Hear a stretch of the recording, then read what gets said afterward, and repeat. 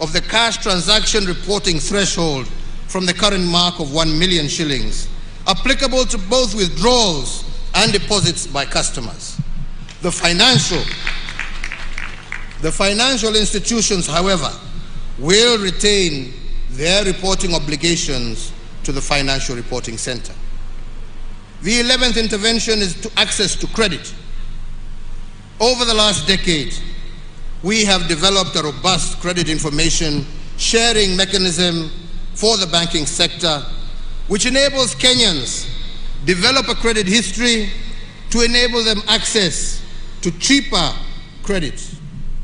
This is an important pillar for pricing of loans. The COVID-19 pandemic, however, has adversely impacted businesses, particularly MSMEs, and as one of the COVID-19 emergency measures, we did previously suspend the listing with credit reference bureaus of borrowers whose loans were non-performing at the beginning of the pandemic. This suspension lasted for 6 months, from April to September of 2020, and provided relief, particularly to medium, small, and micro enterprises during the pandemic period. However, some of the MSMEs continue to struggle to get back to a sound footing following the adverse effects of the pandemic. So in that regard, and to further augment the interventions that we are making to give micro, small, and medium enterprises reprieve, I further order the National Treasury, in consultation with stakeholders, to secure the following additional measures to provide further space for recovery of micro, small, and medium enterprises. That the relevant authorities will, for loans less than 5 million, effect a moratorium of listings in CRBs for a period of 12 months to the end of September 2022. And further, borrowers with loans below 5 million and below, listed on the CRB from October 2020 to date, will not have that listing incorporated in their credit reports for the next 12 months ending September 2022. In addition to foregoing measures and to accelerate our economic recovery, I also urge all banks and financial institutions to accommodate customers who seek to restructure their banking facilities. The 12th intervention is digital financial services. In recognition of the importance of digital financing services, especially to the small-scale traders and the household at large, I do direct the National Treasury to engage all digital payment providers with the aim of deepening and expanding the use of the digital payment channels so that people can save more on their wallets and use them more. The 13th intervention is in the area of vaccine production. If there is anything that we have learned, not only as Kenyans but as Africans, from the COVID-19 pandemic, is the essence of self-reliance. As the first step towards this goal, we as a government have established a company to facilitate this venture in the name of Kenya Biovax Limited, and therefore the Ministry of Health should operationalize this company to build a form and fill and eventually manufacture vaccines in our country by Easter of next year. Fellow Kenyans, on the 29th of June 2021, during my 16th address on the COVID-19 pandemic, I pledged to the nation that by Christmas this year, we would have vaccinated over 10 million adults. Today, I am pleased to confirm to the nation that we are on course to realize this target, As of today, we have vaccinated 5 million adults. Owing to the compliance with the health protocols and guidelines on COVID-19, I have further noted with much appreciation that surge of infections has declined over the last 2 weeks, as characterized by the positivity rate of below 5% that has been registered over this period. I once again want to thank the people of Kenya for exercising an admirable degree of civic responsibility in this fight and truly being their brother's keepers. It is, however, important for all of us to appreciate that we are not yet out of the woods, and we must therefore continue to observe the containment measures as directed by the Ministry of Health, as this is the only way to sustain the gains we are making and guarantee the full reopening of our economy. I want to, at this juncture, particularly thank our Interfaith Council for their cooperation in steering the resumption of in-person and congregational worship, and indeed all our health workers and security officers for their commitment to duty during this particularly difficult time.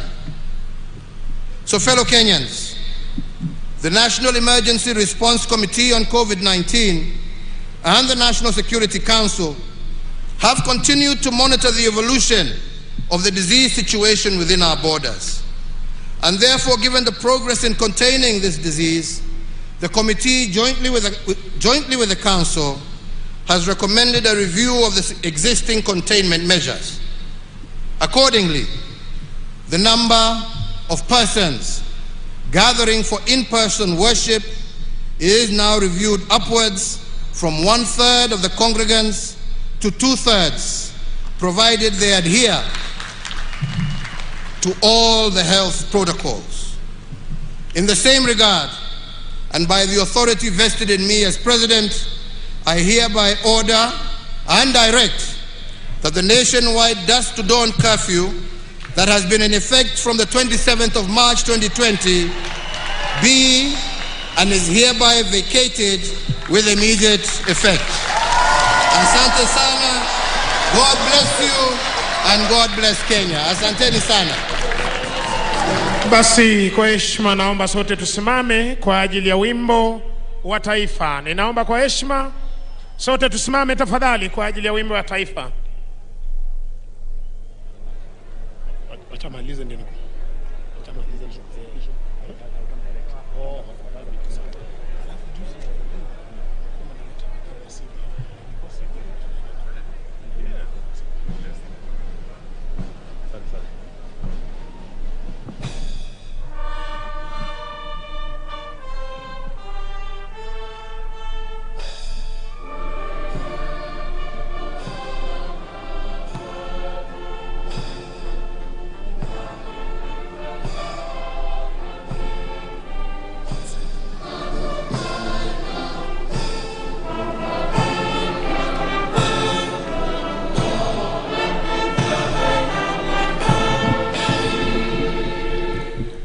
Asanteni sana.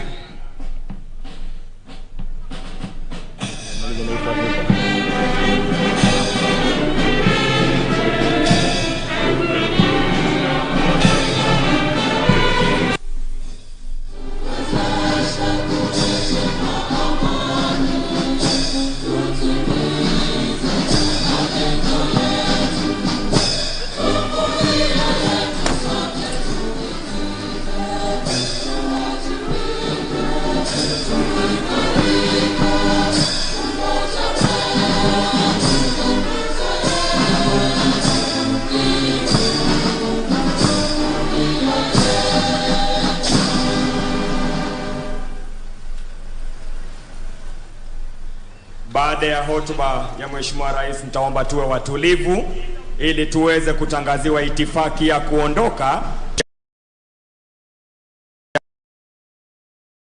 Kenya, na Mheshimiwa Bi Margaret Kenyatta wataondoka kwanza, na wale wengine tuwe watulivu ili tuweze kuongozwa katika itifaki.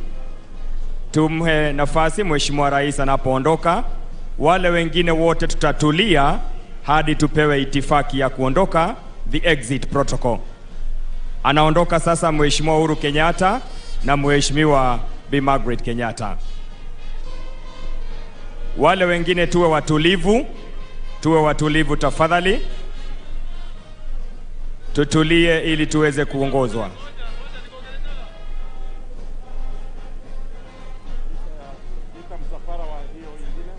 Atakayefuata ni Mheshimiwa Daktari Lazarus Chakwera, Rais wa Jamhuri ya Malawi, na Bi Monica Chakwera. Tuwape nafasi hiyo ili waondoke kwa hiyo itifaki. Baada ya Mheshimiwa Uhuru Kenyatta kuondoka, utafuata msafara wa mgeni wetu Mheshimiwa Daktari Lazarus Chakwera na Mheshimiwa Bi Monica Chakwera.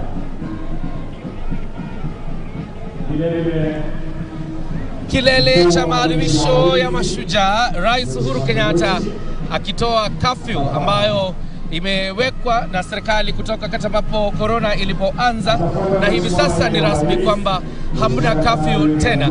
Hii ni mojawapo ya ambayo Rais Uhuru Kenyatta ametangaza kama njia za kurudisha Kenya katika hali bora ya kiuchumi. Victor, all of this has been quite an interesting day. Absolutely, and I think that's what many Kenyans were waiting for. President Uhuru Kenyatta says that by powers vested on him as the President of the Republic of Kenya, that the curfew that has been in place since last year has now been lifted, and every Kenyan now is free to move at any given time. But I think it is also important to note that this is his last day Mashujaa Day celebration as the head of state, and as we have seen, his speech has been relatively longer as compared to the previous ones. So being his last Mashujaa Day celebration as the head of state come next year when you go to the election, perhaps he was just trying to lay the ground and try to reflect back on what has been happening in his administration, and now moving forward, what he expects now as the president for the remainder part of the term, what he expects to be done. One thing that I think is also important to note is that he's trying to make sure that the education system is well strengthened. Remember, he's also given that directive